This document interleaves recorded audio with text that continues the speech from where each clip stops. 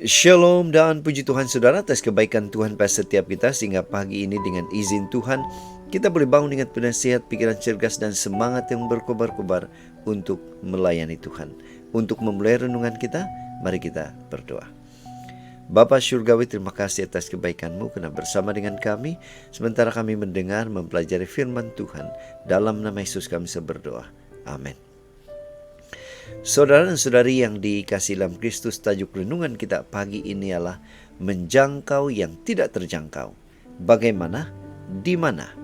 Firman Tuhan dalam Kisah Para Rasul 1 ayat 8 mengatakan, "Tetapi kamu akan menerima kuasa bila mana Roh Kudus turun ke atas kamu, dan kamu akan menjadi saksi-saksiku di Yerusalem dan seluruh Yudea dan Samaria dan sampai ke hujung bumi." Nah saudara, bacaan kita hari ini kita boleh baca semuanya di dalam Kisah Para Rasul pasal 1 ayat 1 hingga 8. Ini merupakan kisah di mana Yesus berulang kali menampakkan dirinya kepada murid-muridnya dan janji Yesus akan memberikan Roh Kudus sebagai penolong. Saudara, ilustrasi.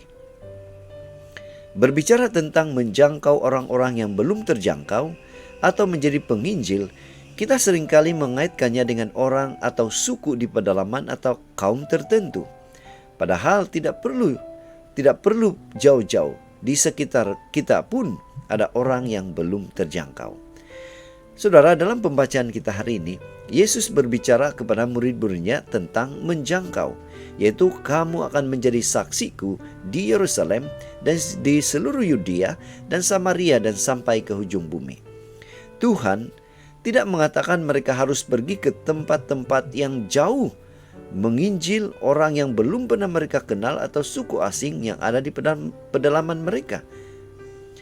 Dia berkata agar mereka menjadi saksi mulai dari Yerusalem, yaitu di tempat di mana mereka tinggal, di Yudea, yaitu di negeri mereka sendiri, di Samaria, yaitu di negeri jiran mereka, dan barulah ke hujung-hujung bumi, yaitu orang-orang yang kita tidak kenal.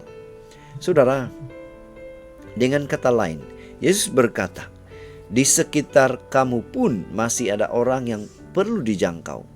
Setelah kamu selesai dengan mereka, barulah kamu pergi ke tempat yang kamu tidak tahu. Nah, pemahaman seperti ini akan mengubah cara pandang kita tentang misi penginjilan. Jadi saudara, bagaimana dengan kita? Bagaimana pemahaman kita dengan penginjilan atau penjangkauan ini? Jika selama ini kita melihat misi penginjilan penjangkauan ini sebagai pelayanan untuk pergi ke tempat yang jauh sehingga menimbulkan alasan untuk tidak pergi menginjil, maka sedarlah bahwa penginjilan itu tidak perlu jauh-jauh. Mungkin saja di antara saudara dan kawan-kawan kita ada yang perlu mendengar berita Injil. Itu sebabnya pada pagi ini mari kita ingatkan diri kita bahwa penjangkauan itu tidak perlu pergi jauh-jauh. Mulailah dari sekeliling kita terlebih dahulu. Inilah doa dan harapan kita saudara. Mari kita bersyukur, kita berterima kasih pada Tuhan. Bila mana kita ada kerinduan mau menginjil, Tuhan pasti akan memberikan kita kekuatan, kemampuan untuk menginjil dimanapun kita berada. Mari saudara, kita tetap setia, tetap semangat, tetap positif, tetap sehat sampai Maranatha. Tuhan memberkati kita. Mari kita berdoa. Bapa di surga, terima kasih karena memampukan kami menjadi penginjil dimanapun kami berada atau tinggal. Dalam nama Yesus kami berdoa. Amin.